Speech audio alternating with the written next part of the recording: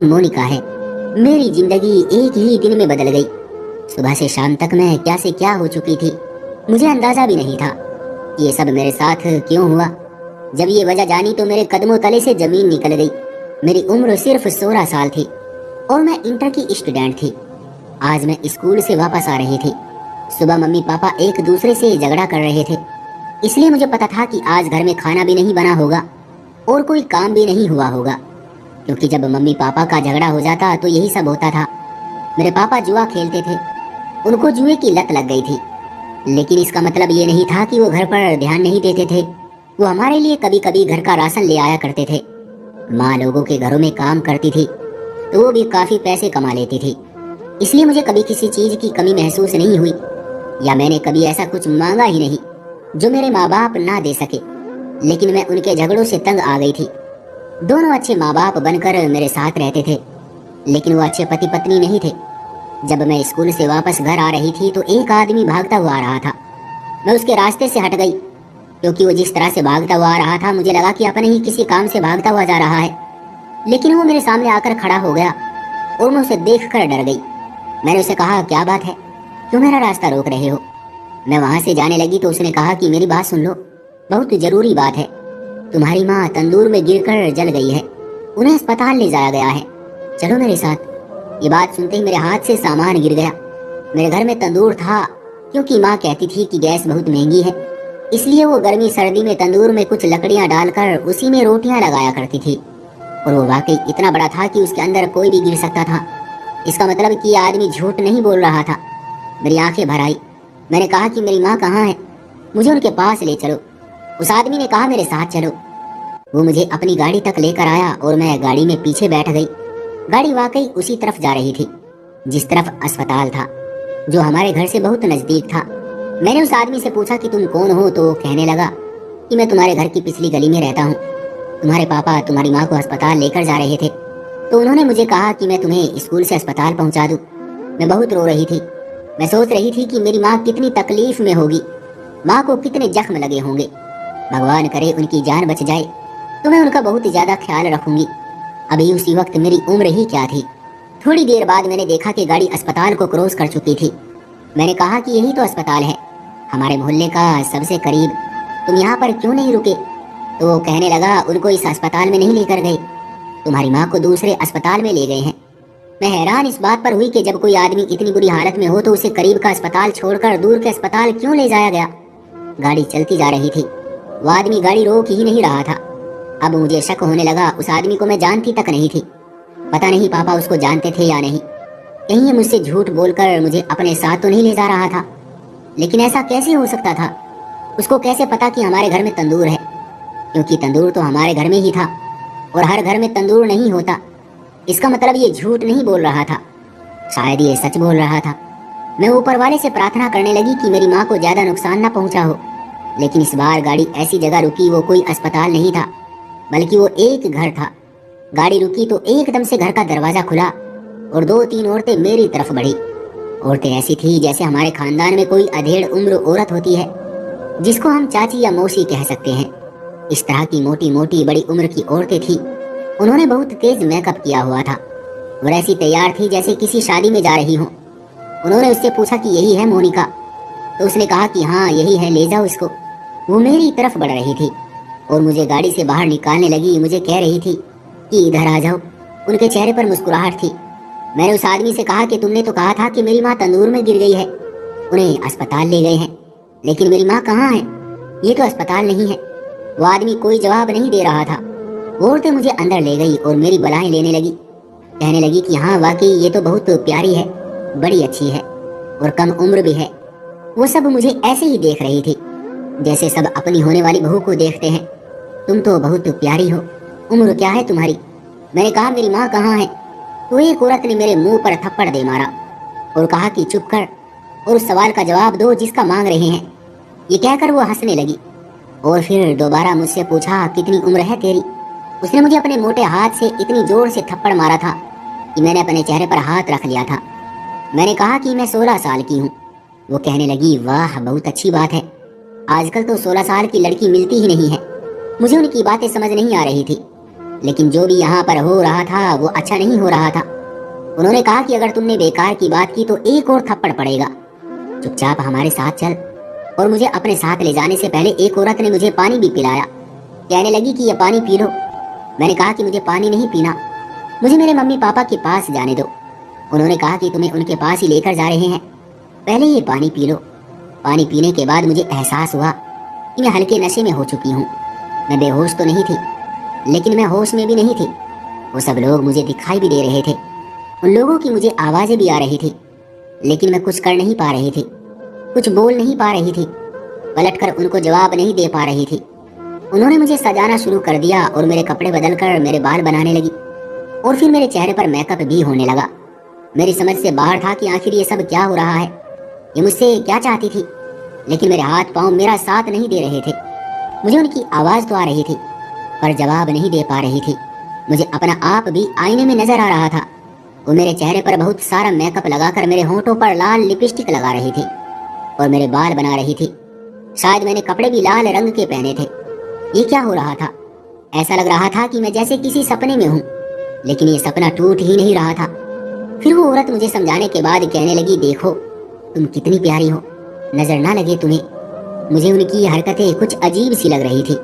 फिर एकदम अचानक ही मैं गहरी नींद में चली गई। लेकिन जब मेरी आंख खुली तो सब एक दूसरे को बधाइयां देने में लगे थे, और फिर किसी ने मेरे मुंह में भी बड़ा सा लड्डू ठूस दिया कि तुम भी अपना मुंह मीठा करो।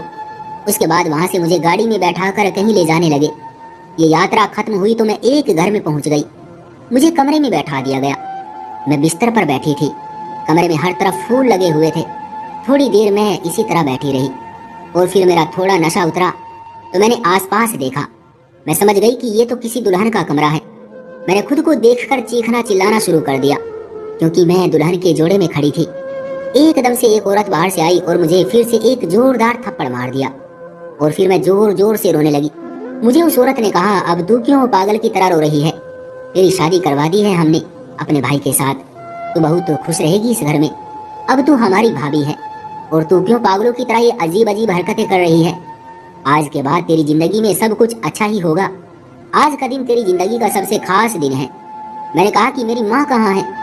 तो वो कहने लगी, तेरी माँ बिल्कुल ठीक है और वो इस रिश्ते से खुश भी है। सुबह वो तुझसे खुद मिलने आ जाएगी। उन्होंने खुद तेरा रिश्ता मेरे भाई के साथ करवाया है। क्यों रो रो कर खुद को थका रही है? कभी ना कभी तो तेरी शादी होनी ही थी, तो समझ आज तेरी शादी हो गई है। वैसे भी तेरे माँ बाप के बहुत सारे पैसे बच गए हैं, और दूल्हे को देखेगी ना तो बहुत ज्यादा खुश हो जाएगी। बार बार क्यों मजबूर करती है कि तुझ पर हाथ उठाऊं? तू बड़ी भाभी है हमारी, हम तुझ पर हाथ नहीं उठा सकते। अब चुप करके बैठ जा। अभी तेरा पति आ जाएगा, तेरा पति जो कहेगा वही करना, वो तेरा बहुत ख्याल रखेगा। मैंने कहा, तुम लोगों ने मुझे किडनैप किया है, ये सब मेरे माँ बाप की मर्जी से नहीं हो सकता। वो मेरी शादी अभी नहीं करना चाहते थे, मुझे मेरे माँ बाप से मिलवा दो। वो कहने लगी, पागल, जो लोग किडनैप करते हैं वो शादी नहीं करते। तू अभी छोटी है, तुझे सब समझ आ जाएगा। अब हम जा रहे हैं इस कमरे से, और अभी तेरा पति यहाँ पर आएगा। उसके सामने यह हंगामा मत करना, वो बहुत गुस्से वाला है। उसके साथ प्यार से बोलना। अगर तुम उसकी इज्जत करोगी तो वो भी तुमको इज्जत देगा। अगर उसके सामने इस तरह की बेकार हरकतें की तो तुझे उठाकर कमरे से बाहर फेंक देगा। मैं बुरी तरह डर चुकी थी कि मेरे साथ हो क्या गया है। क्या वाकई मेरी शादी हो गई थी? वो भी ऐसे इंसान के साथ जिसको मैंने देखा भी नहीं था। मेरी शादी में मेरे माँ बाप नहीं थे। मेरी माँ के बारे में झूठ बोलकर मुझे यहाँ तक लाया गया। उन लोगों ने मुझे किडनैप किया था। ये झूठ बोल रहे थे कि सब कुछ मेरे माँ बाप की मर्जी से हुआ है। ऐसा कैसे हो सकता था कि वो अचानक से मेरी शादी करवा देते, और वो भी अपनी गैर मौजूदगी में। लेकिन फिर एक बात मेरे दिमाग में बिजली की तरह आई कि सुबह मम्मी की लड़ाई किस बात पर हुई थी। मुझे याद है कि जब वो लोग झगड़ा कर रहे थे तो मैं कमरे में बैठी स्कूल जाने के लिए तैयार हो रही थी। मैं उनके झगड़ों में कभी भी नहीं बोलती थी, क्योंकि मुझे पता था ये उनकी रोज की रूटीन है। लेकिन मुझे उनकी आवाजें आ रही थी, उस पर मैं ज्यादा ध्यान नहीं दे रही थी। मैंने अपने दिमाग पर जोर डालना शुरू किया कि वो क्या बातें कर रहे थे, उनके शब्द क्या थे। मैंने उस सारे मंजर को अपने दिमाग में सोचना शुरू किया। सबसे पहले मेरी माँ ने जमीन पर एक बर्तन फेंका था और कहा था कि मुझे पता था तुम यही सब करोगे, तुमसे और कोई उम्मीद थी भी नहीं मुझे, लेकिन इतनी बुराई की उम्मीद नहीं थी। फिर मेरे पापा माँ से कह रहे थे कि अब हो गया जो हो गया, मैं क्या कर सकता हूँ, मुझे क्या पता था ये सब हो जाएगा। मैं भी पिता हूँ, पिता भी औलाद और पत्नी बच्चों के लिए ही सब कुछ करता है। मुझे ये पैसे मरने के बाद अपने साथ नहीं लेकर जाने। मैंने जो कुछ किया है तुम लोगों के लिए ही तो किया है। दिमाग पर बहुत ज्यादा जोर डालने के बावजूद भी मुझे मेरे माँ बाप की पूरी बात समझ नहीं आई थी, लेकिन अभी तक मेरे आंसू नहीं रुक रहे थे। मैंने आसपास देखा और सोचने लगी कि यहाँ से भाग जाऊं, लेकिन मुझे यकीन था कि वो चारों की चारों औरतें कहीं आसपास ही हैं। अगर मैं यहाँ से भाग गई और अगर फिर से उनके हाथ आ गई तो मुझे मार मार कर मेरा कचुम्बर निकाल देंगे। लेकिन मैं करूँ तो करूँ क्या? मैं इन्हीं सोचों में गुम थी। तभी बहुत सारे बच्चे कमरे में आए। मैं हैरान थी क्योंकि उन बच्चों में कम से कम 1 साल का गैप था। थोड़ी देर बाद मेरा पति भी कमरे में आ गया। मैं उसे देखकर हैरान थी क्योंकि उसकी उम्र कम से कम 30-32 साल थी। कहाँ वो और कहाँ मैं? मुझे देखकर वो मुस्कुराने लगा और फिर बच्चे उससे पूछने लगे कि ये कौन है। तो उसने कहा कि ये तुम्हारी नई माँ है। ये सुनकर मैं हैरान रह गई। मैंने सोचा कि इसने अपनी पहली पत्नी का खून इसी तरह से चूसा होगा। बच्चे आकर मेरे आसपास बैठ गए। फिर उसने बच्चों को बाहर निकलने को कहा। वो बच्चे एक ही जगह पर बैठे रहे। वो कमरे से बाहर नहीं जा रहे थे। उसने बच्चों को मारपीट कर उनको जूते दिखाए, तब जाकर वो सारे के सारे बाहर निकल गए। वो फिर मुझसे कहने लगा कि आज से तुम इन बच्चों के साथ रहने की आदत डाल लो। मैं तुम्हारा पति हूँ। मैंने अपने पति से कहा कि तुम मेरे पति हो ना, तुम्हारा काम मेरी रक्षा करना है। तुम मुझे प्लीज मेरे माँ बाप के घर ले जाओ, मैं उनसे मिलना चाहती हूँ। पता नहीं उनके साथ क्या हुआ है। मेरे पति ने आराम से मेरी बात सुनी और उसके बाद मुझे धक्का देकर बोला कि बस बहुत हो गया, मैं तुम्हें यहाँ अपने बच्चों की देखभाल करने के लिए लाया हूँ। इसलिए नहीं लाया कि तुझे तेरे घर वालों के पास ले जाता रहूँ। तेरे दिल की मुझे कोई परवाह नहीं है। तू आज से मेरी पत्नी है और इन सारे बच्चों की माँ। ये याद रखना, उन सब को संभालना, घर के सारे काम करना अब तुम्हारी जिम्मेदारी है। नहीं तो तुझसे जबरदस्ती तलाक लेकर सड़क पर फेंक दूंगा और यहाँ से भागने की कोशिश की तो अंजाम अच्छा नहीं होगा। मैं हैरान रह गई और फिर मैं रोने लगी। वो रात मेरी जिंदगी की सबसे बुरी रात थी। सुबह तक मैं मासूम बच्ची नहीं रही थी। मैंने जिंदगी की सारी हकीकत एक दिन में ही देख ली थी। इस दिन ने मेरी जिंदगी को बदल कर रख दिया। सुबह मैं एक मासूम सी बच्ची थी जो पढ़ने के लिए स्कूल जा रही थी और रात होने तक मैं 8 बच्चों की माँ बन चुकी थी। मैं इसी घर में रहने लगी। मैं अपने माँ बाप के बारे में सोचती रहती थी कि आखिर उनसे किस तरह मिलूं। शायद उनको तो पता भी नहीं कि मेरे साथ क्या हुआ। मेरे पास कोई रास्ता नहीं था। ये इंसान वाकई एक जालिम इंसान था, बल्कि इंसान नहीं दरिंदा था। इसके इतने सारे बच्चे थे, उसको किसी की परवाह नहीं थी। बहुत ज्यादा खाना खाता था और घर में पैसे भी बहुत लाता था। उसके बच्चे मेरा दिमाग खराब करके रखते थे। लेकिन उनकी बड़ी बहन समझदार थी जो कि 12 साल की थी। उसकी और मेरी उम्र में ज्यादा फर्क नहीं था। वो मेरा बहुत ख्याल रखती और मेरा साथ भी देती थी। मैं अपने दिल में सोचने लगी, तुमने तो मुझे कहीं का नहीं छोड़ा, अब क्या होगा? तुम ये सब कभी भी नहीं समझ सकते क्योंकि तुम एक बाप हो। तुम्हें क्या पता कि माँ कैसे अपनी औलाद को पालती है, कितने गम बर्दाश्त करती है, कितने दर्द बर्दाश्त करती है। और ये गम और दर्द कुछ महीनों या कुछ हफ्तों के लिए नहीं, बल्कि सारी जिंदगी के होते हैं। माँ को मरते दम तक अपनी औलाद की फिक्र लगी रहती है। इसी तरह जिंदगी चलती रही। मेरी किस्मत मुझे छोड़कर भाग गई। कहते हैं कि किस्मत खराब निकली, लेकिन यहाँ पर तो मेरी किस्मत ही खत्म हो गई थी। ये मुझे दिन रात रोते हुए देखते थे। एक दिन किसी तरह मैं अपनी किसी सहेली से मोबाइल लेकर आई और फिर मैं फोन मिलाने लगी। मेरी माँ के पास फोन नहीं था, लेकिन मेरे पापा के पास फोन था। जब भी उनको फोन लेकर देते तो उस फोन को भी जुए में हरा देते थे। मैं सोचने लगी कि शायद उनके पास फोन है भी या नहीं। नंबर मिलाया तो मेरे पापा ने फोन उठाया। पहले तो वो हेलो हेलो करते रहे। उनकी आवाज सुनकर मेरी हिचकियां बन गई थी। मुझसे बोला नहीं जा रहा था, लेकिन मुझे बोलना था क्योंकि मेरे पास समय बहुत कम था। मैंने कहा कि पापा मैं मोनिका हूँ, आपने मेरे साथ ऐसा क्यों किया? मैं यहाँ पर हूँ। मैंने उनको सारी बात बताई। उन्होंने मेरी किसी बात का कोई जवाब नहीं दिया। आप मुझसे मिलने आ जाओ। इतने में मेरी माँ पापा के पास आ गई और कहने लगी, मोनिका का फोन है ना, उसने कॉल की है ना? फिर मुझे मेरी माँ की आवाज आई। मेरी माँ ने फोन पकड़ लिया। कैसी है तू मेरी बेटी, ठीक तो है ना तू? मेरी हालत फिर से खराब हो गई। मुझसे बोला नहीं जा रहा था, मगर इतनी ही देर में कॉल कट गई क्योंकि इस फोन में शायद इतने ही पैसे थे। मैं रोने लगी। मेरी माँ से मेरी बात नहीं हो सकी। वक्त तेजी से गुजरने लगा और 5-6 महीने और गुजर गए। इस घर में मेरी हालत बहुत बुरी थी। मुझसे जरा सी गलती हो जाती तो ये आदमी मुझे पागलों की तरह मारता था। यहाँ तक कि उसके बच्चे भी उसको रोकते थे कि हमारी माँ को मत मारो, क्योंकि मैं उन सब का बहुत अच्छी तरह से ख्याल रखती थी। बच्चों को भी एहसास हो गया था कि ये लड़की मासूम है और इसके साथ कुछ गलत हो रहा है। लेकिन इस आदमी को ये एहसास नहीं होता था। कभी कभी तो ये उन बच्चों को भी जानवरों की तरह मारता था। एक दिन मैं अपनी बड़ी बेटी के साथ बाजार में सब्जी लेने गई। अब मेरी शादी को 2 साल हो गए थे, इसलिए मेरा पति मुझ पर भरोसा करने लगा था, मुझे बाहर जाने देता था। उसे भी पता था कि मैं कहाँ जाऊंगी। मैंने गली में अपनी माँ को देखा तो मेरी माँ ने मुझे गले से लगा लिया और पागलों की तरह मेरा मुंह चूमने लगी। मेरी बेटी, मेरी बेटी। मैंने कहा, आप मेरे साथ ऐसा नहीं करते तो आज मेरी जिंदगी कुछ और होती, पर आप लोगों ने मुझे अकेला छोड़ दिया। मेरी माँ की आंखें भर आई और कहने लगी कि मैंने कुछ नहीं किया, अब तो तू खुद एक पत्नी बन गई है, इन बच्चों की ही सही लेकिन माँ बन गई है। अब तो तू समझ सकती है कि एक औरत कितनी कमजोर होती है। तेरे पिता ने तुझे बेच दिया था, उन्होंने तेरा सौदा कर दिया था। मैंने भी उस आदमी को देखा था, उसने कहा था कि मैं तुम्हारी बेटी को अपनी पत्नी बनाकर रखूंगा। मुझे अपने बच्चों के लिए कोई लड़की चाहिए।